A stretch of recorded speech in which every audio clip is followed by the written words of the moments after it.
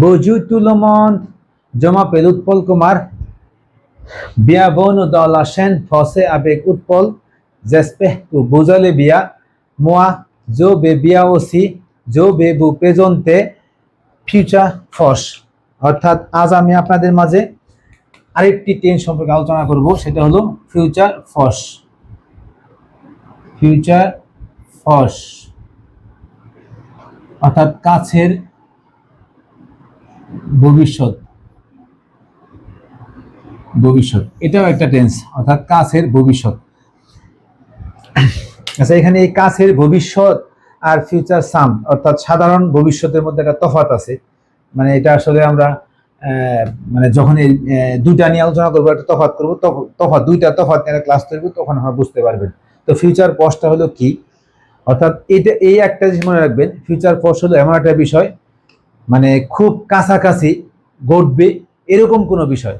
যেমন আমরা খেতে যাচ্ছি, মানে একটু পরেই খাবো, ঠিক আমরা কাজটি করতে যাচ্ছি, আমরা এই তো মানে একটু পরেই করবো আর কি।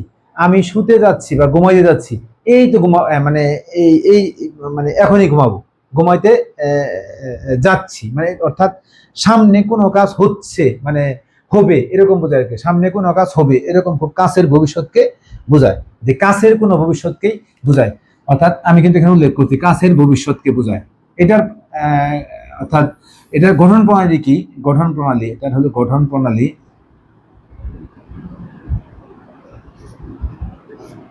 গঠন প্রণালী অর্থাৎ তাহলে আপনারা এটা বুঝছেন যে এই ফিউচার ফর্সটা হলো কি, যে কাছের কোনো ভবিষ্যৎ, অর্থাৎ কাছের ভবিষ্যৎ, অর্থাৎ কোনো কাজ ঘটতে যাচ্ছে, কোনো কাজ করতে যাচ্ছে, কোনো কাজ হইতে যাচ্ছে, এই ক্ষেত্রে ফিউচার ফর্স ব্যবহৃত হয়। এটা গঠন প্রণালী হলো এই সুজে প্লাস এই আলে বার্বের আলে আলে আলে বার্ব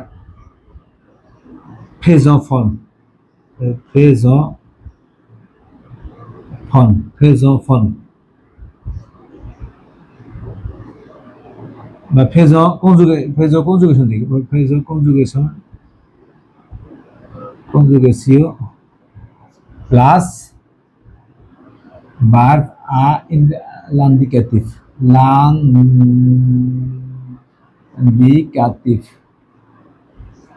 দেখেন অর্থাৎ কি হলো, এই সুজে সুজে সুজে কি, এই জো চু ইল ইল এই এল এই নু এই বু, তাহলে এই ইল এই এল, এটা সুজে। কারণ আলে ভার্বকে আমরা প্রেজেন্টে কনজুগেশন দিলে কিভাবে করি, তাহলে আমরা দেখেন আলে ভার্বটাকে আমরা বর্তমান কালে কিভাবে কনজুগেশন করি, আমি কিন্তু এর আগে দেখিয়েছি। মানে এই এমন একটা ফর্ম, এগুলো আমি বলছি কিন্তু আমি আগেই, যে এমন ভাবে মুখস্থ করবেন যেন মুহূর্তের মধ্যে এক নিঃশ্বাসে বলতে পারবেন। জোবে চুবা ইলবা এলবা নুজালো বুজালো ইলবো এলবো, অর্থাৎ কি মানে একদম ক্লিয়ার প্রেজেন্ট কনজুগেশন কিভাবে করলাম, জোবে তুবা ইলবা এলবা নুজালো বুজালো ইলবো এলবো, ঠিক তেমনই। অর্থাৎ জো এর জন্য কি প্রেজেন্ট কনজুগেশন জোবে, এই টু এর জন্য কি বা, ইলের জন্য কি বা, নুজ আলো এই বুজ আলে ইলবো এলবো। দেখেন অর্থাৎ প্রেজেন্ট কনজুগেশন কিন্তু আমাদের শেষ, তাহলে আমার ফর্ম এই দুইটা ফর্ম শেষ। এখন হলো আমাদের মূল ভার্ব।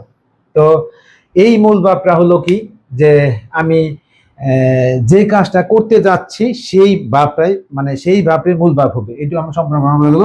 এখন আমরা মূল বিষয়টা আসবে, যে বিষয়টা আমি মানে বলতে যাচ্ছি, প্রকাশ করতে যাচ্ছি, ঘটে যাচ্ছি, সেটাই আমার এখানে আসবে। যেমন জো বে মজে,